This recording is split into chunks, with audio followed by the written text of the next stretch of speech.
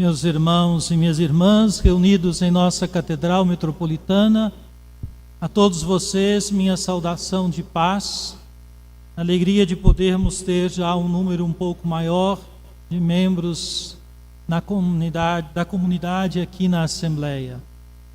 Saudações aos irmãos e irmãs que nos acompanham através das redes sociais e das rádios. Saudação ao diácono Leonardo, que serve o altar conosco nesta Eucaristia. Com a celebração de hoje da solenidade de Pentecostes, nós estamos concluindo o tempo pascal. O tempo pascal se iniciou com o Tríduo Pascal, que teve no auge a celebração da Vigília de Páscoa e que se estendeu por 50 dias, seguindo a cronologia de Lucas, que nos fala da ressurreição, 40 dias depois a ascensão e mais 10 dias, portanto 50 dias, festa de Pentecostes, o dom do Espírito Santo. A liturgia se organiza, portanto, deste modo e nos dá a oportunidade de compreender que estamos celebrando um único mistério, o mistério da vitória de Cristo sobre a morte, que é ressuscitado e junto do Pai nos envia o Espírito Santo. Assim, nós podemos dizer que falamos de viver de um modo pascal, deixando que a mensagem da Páscoa penetre toda a nossa vida, nosso modo de ser e agir, sempre crendo que o amor é superior ao ódio, que a vida é superior à morte, que a paz é superior aos conflitos. Assim, podemos também dizer que viver de modo pascal significa viver segundo o Espírito, pois o Espírito que Jesus manda sobre nós, o Santo Espírito, é exatamente para nos configurar a Cristo. É para nos fazer mais plenamente seus membros, como membros do seu corpo, como ouvimos na segunda leitura da carta de Paulo. As leituras da celebração de hoje associam, na primeira, o relato de Lucas, do dom do Espírito Santo, Pentecostes, com o Evangelho, que é o relato joanino. Para João, o dom do Espírito, como o dom do ressuscitado, se dá no mesmo dia da ressurreição. João não estabelece esse arco de 50 dias, mas coloca no mesmo dia em que o Senhor venceu a morte e fez-se ver pelos discípulos, a ida de Jesus ao encontro dos discípulos no cenáculo onde estavam reunidos, para dar-lhes o dom pascal, a paz, e para soprar sobre eles, conferindo o Espírito Santo e dando-lhes a missão de, na força do Espírito, serem promotores da reconciliação, do perdão. Do livro dos Atos dos Apóstolos, o relato de Lucas nos ajuda a compreender como o Espírito Santo é aquele que constrói a unidade a partir da diversidade. Atos 2 é o contrário do texto do Gênesis de Babel, quando há confusão das línguas. Em Pentecostes ocorre o contrário. Ali em Jerusalém estavam pessoas vindas de tantos lugares diferentes.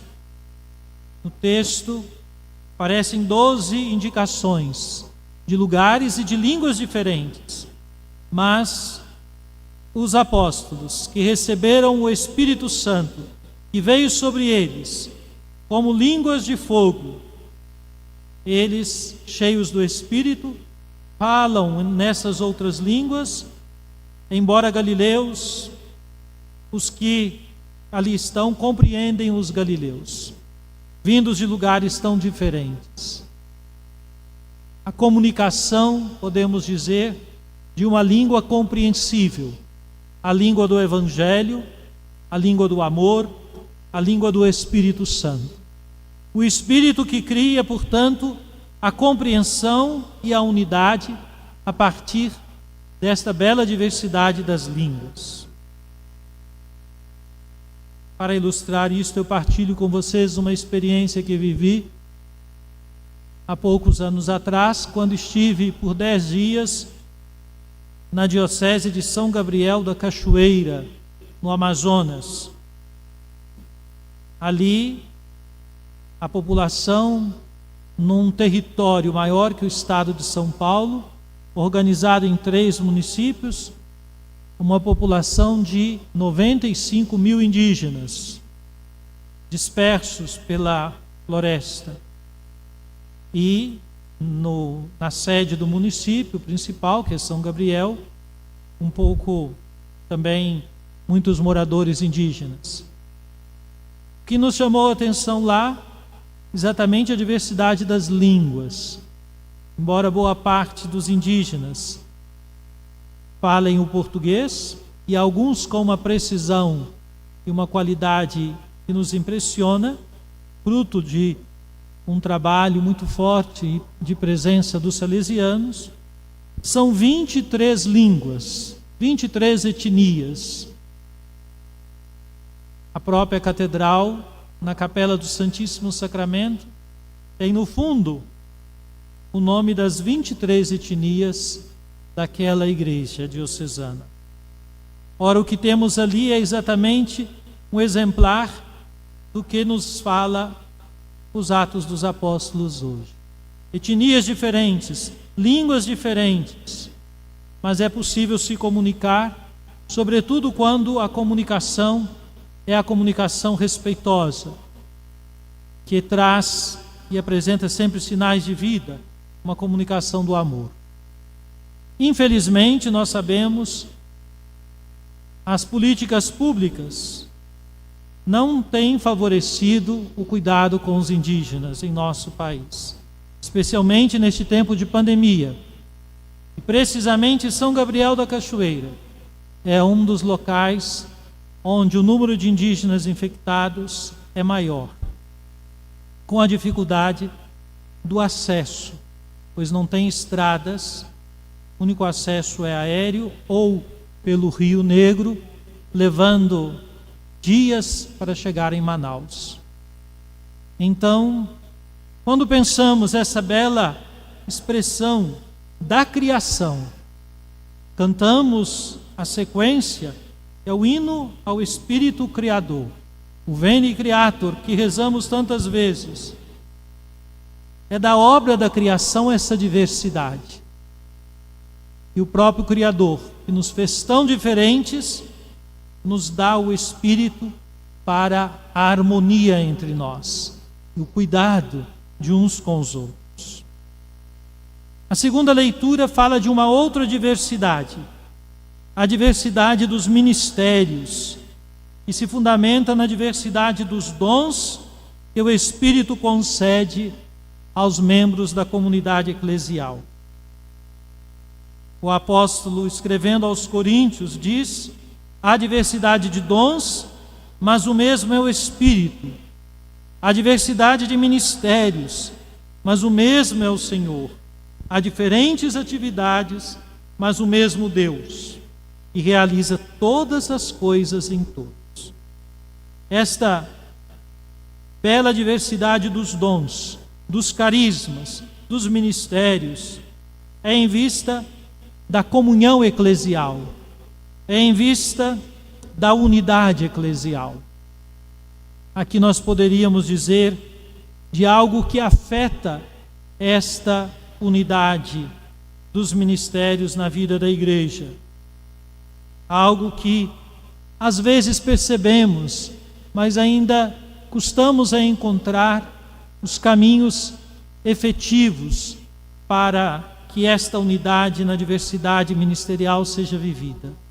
É o que nós chamamos internamente na igreja o clericalismo, que é a concepção de que os clérigos, os homens clérigos ordenados, têm sempre na igreja uma predominância sobre os outros membros da comunidade eclesial.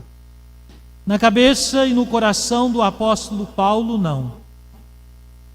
Há diferentes dons, há diferentes carismas, há diferentes ministérios para a comunhão.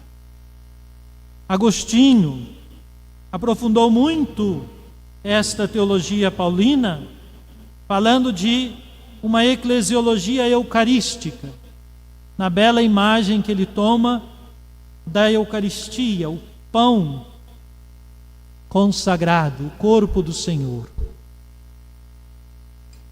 Em cada pedaço da Eucaristia está Cristo inteiramente. Então, na igreja, ninguém pode advogar para si de ter menos ou mais o Senhor. O Senhor está no coração de todos nós, concede dons, carismas diferentes para a unidade, para colocar-nos a serviço um dos outros. Nesses dias circulou na internet o testemunho de uma religiosa muito anciã, em que ela diz: eu não vim para o convento para ser feliz. Eu vim para o convento para fazer os outros serem felizes. Só assim nós encontramos a felicidade. Quem busca a sua felicidade, em primeiro lugar, não descobre que a sua vida é feita para ser uma oferta aos outros. E é isto que significa receber dons do Espírito. Não para nós, mas para os outros. E assim criarmos a comunhão eclesial. Finalmente, irmãos e irmãs, o evangelho que ouvimos é o evangelho que também ouvimos no domingo de Páscoa. Ao anoitecer daquele dia, o primeiro da semana. Esta referência ao primeiro dia da semana, que é o domingo para nós, como o dia da ressurreição, é muito importante, pois alguns vão chamar de oitavo dia. Depois de 7 dias, o primeiro da semana seguinte é o oitavo na sequência. O oitavo dia é o dia da nova criação.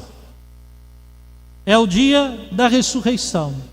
É o dia do dom do Espírito. É o dia em que o Senhor renova a face da terra, renova o coração de todos nós. Pois é nesse primeiro dia da semana, segundo João, quando o Senhor ressuscitou, que Ele vai ao encontro dos discípulos e dá a eles o dom pascal, a paz. A paz, que significa, sobretudo diante do ressuscitado, a certeza de que as forças da morte não são vitoriosas, mas a vida, e ali está o Senhor ressuscitado, que mostra aos discípulos as marcas das mãos, o peito, o seu lado ferido, mostrando que o ressuscitado é o crucificado, aquele que esteve na cruz. E o crucificado passou pela morte e está agora vivo, ressuscitado.